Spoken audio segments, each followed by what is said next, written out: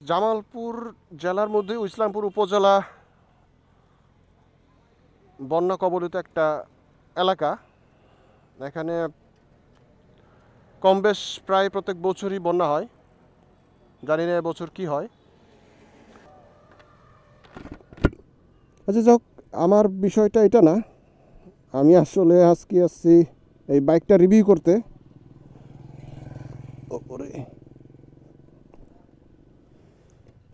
থাম্বনেইলে আপনারা হয়তো বুঝে গেছেন যে আসলে কোন বাইকটা একটু টেস্ট রাইড দিচ্ছি। রিভিউ বলবো না এটা, কারণ এই কয়েক কিলো চালাই আসলে বাইক রিভিউ দেওয়া যায় না, এবং সেই সাহস আমার নাইও। কারণ গুগল করলে এবং নাম করা ব্লগারদের রিভিউ দেখলে আপনারা এই টিভিএস রাইডার 125 সম্পর্কে অনেক তথ্য পাবেন। আমি জাস্ট শুধু একটু টেস্ট রাইড দিয়ে দেখছি যে কেমন লাগে আসলে বাইকটা।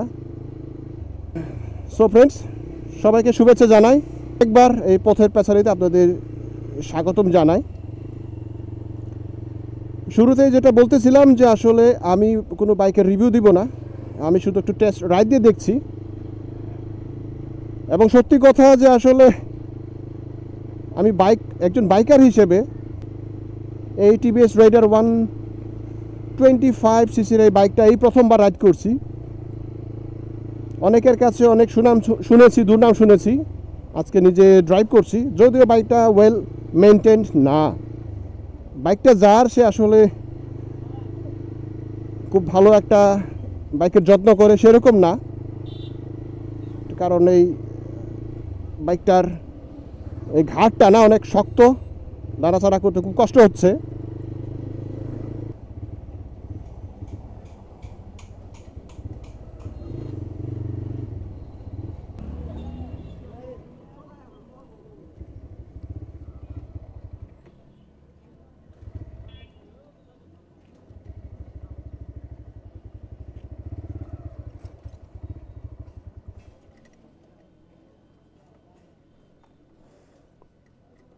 বাইক রিভিউ করতে এসে তো বিপদে পড়ে গেলাম।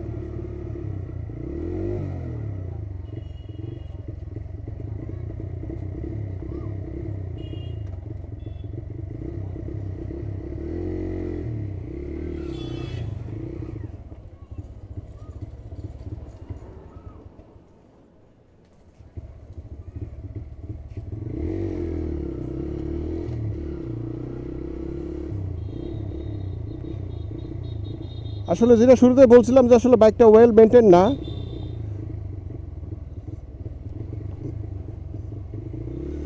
যে কারণে আসলে এই অবস্থা।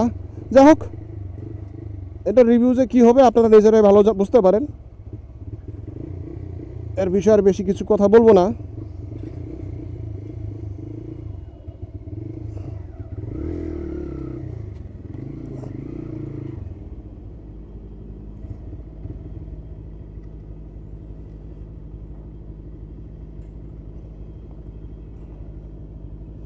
আমি ব্যর্থ আজকে এই বাইকটার রিভিউ দিতে গিয়ে। আরে করার কিচ্ছু নাই।